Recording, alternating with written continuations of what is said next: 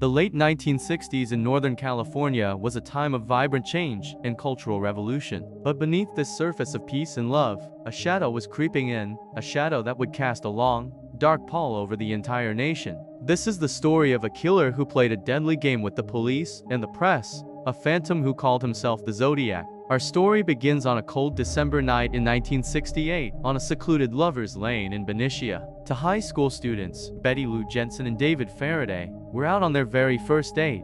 They were just kids, full of the innocent optimism of their generation. David was a responsible, well-liked Boy Scout, and Betty Lou was a cheerful, popular girl. They parked David's Rambler on Lake Herman Road, a quiet spot they thought was safe. But they were wrong. A car pulled up beside them. A man got out, armed with a .22 caliber pistol. What happened next was brutal and senseless. David was shot once in the head at point-blank range. Betty Lou tried to run, but she was shot 5 times in the back. They were the first known victims of a killer who was just getting started. The police had few clues, just tire tracks and shell casings. The community was shocked, but they couldn't have imagined this was the beginning of a reign of terror. Months passed, and the case grew cold. Then, on the 4th of July weekend in 1969, the killer struck again, this time in Vallejo, just a few miles away. Darlene Farron, a vibrant 22-year-old waitress and mother, was with her friend, Michael Majot, in the parking lot of Blue Rock Springs Park. Just like the first attack, a car pulled up.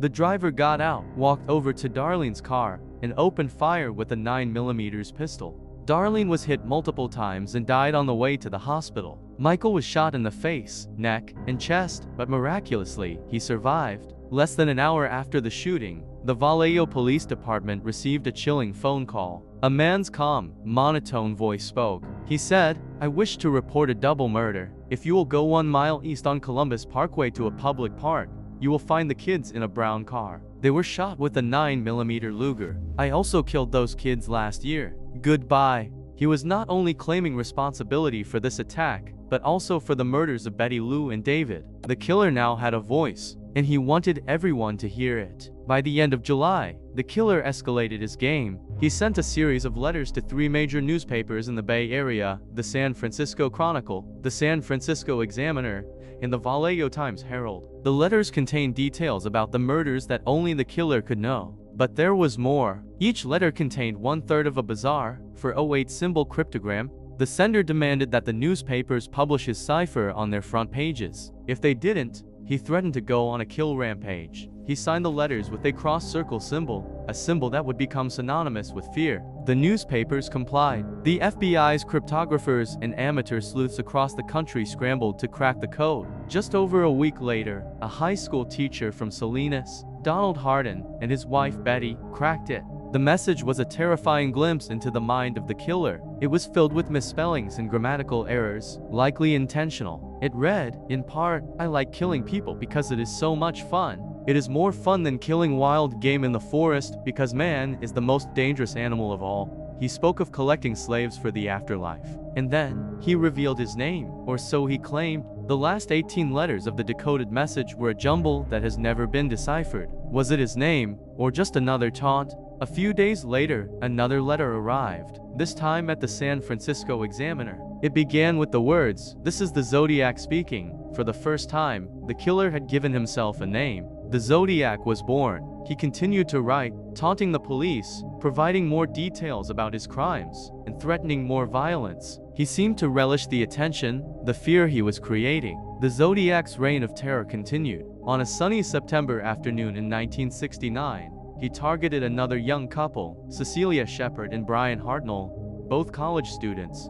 They were relaxing by Lake Berryessa in Napa County. A man approached them wearing a strange, hooded executioner's costume, with the Zodiac cross-circle symbol stitched on the chest. He was holding a gun. He told them he was an escaped convict and needed their car and money to go to Mexico. He tied them up with plastic clothesline, but then, he pulled out a long knife. In a horrifying turn, he stabbed Brian 6 times and Cecilia 10 times. After the attack, he walked calmly to Brian's car and drew the Zodiac symbol on the door, along with the dates of his previous attacks. He then drove to a payphone and called the Napa police, reporting a double murder, just as he had done before. Brian Hartnell survived, but tragically, Cecilia Shepard died 2 days later. Brian E's detailed description of the attack, and the bizarre costume gave police their first real look at the man they were hunting, yet he remained a ghost. 3 weeks later, the Zodiac took his game to the heart of San Francisco. On October 11, 1969, a cab driver named Paul Stine picked up a passenger.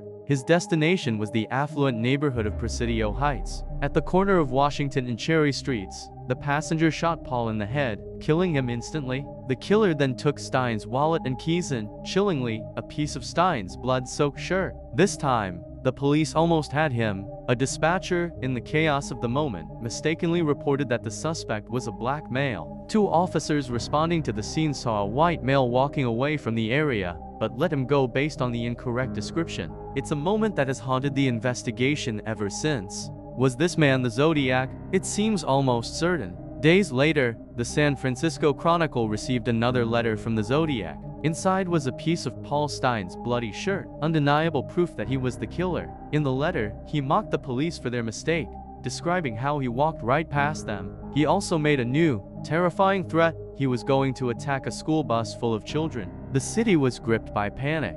Police escorts were assigned to school buses, and armed officers stood guard. The Zodiac was no longer just a killer. He was a city-wide terror. The letters kept coming. He sent more ciphers, diagrams of strange devices, and a Halloween card addressed to reporter Paul Avery, who was covering the case extensively. He continued to claim more victims, though many of these claims could never be verified. His confirmed body count stands at 5, with 2 survivors, but the true number could be much higher. He hinted at attacks in other parts of California, creating a web of fear and uncertainty that stretched across the state. Then, after a flurry of letters in 1974, the Zodiac went silent. The letters stopped. The attack stopped. For years, there was nothing. The phantom who had terrorized Northern California simply vanished. Did he die? Was he imprisoned for another crime? Or did he simply decide to stop his game? No one knows. Over the decades, the Zodiac case has become one of America's greatest unsolved mysteries. Countless investigators, both professional and amateur,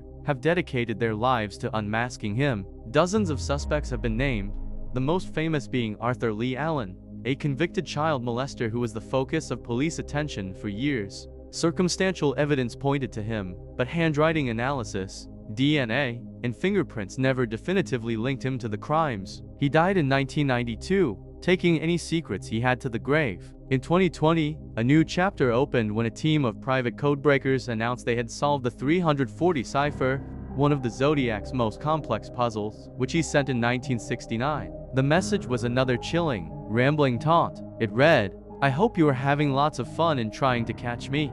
I am not afraid of the gas chamber because it will send me to paradise all the sooner because I now have enough slaves to work for me." He spelled paradise with a C. Again, no name, no clues to his identity. The Zodiac case is more than just a series of unsolved crimes. It's a story about the power of fear, the role of the media, and the chilling reality that a killer can taunt the entire world and get away with it. The victims David, Betty Lou, Darlene, Cecilia, and Paul were real people with families, friends, and futures that were stolen from them. They are not just names in a cold case file. They are the heart of this story, a tragic reminder of the human cost of one man's monstrous ego. The Zodiac Killer may never be identified. He may remain a shadow, a question mark in the annals of crime. But the search for answers continues, driven by the hope that one day, the ghost of Northern California will finally be given a name. Thank you for watching. Don't forget to like and subscribe for more deep dives into history's greatest mysteries.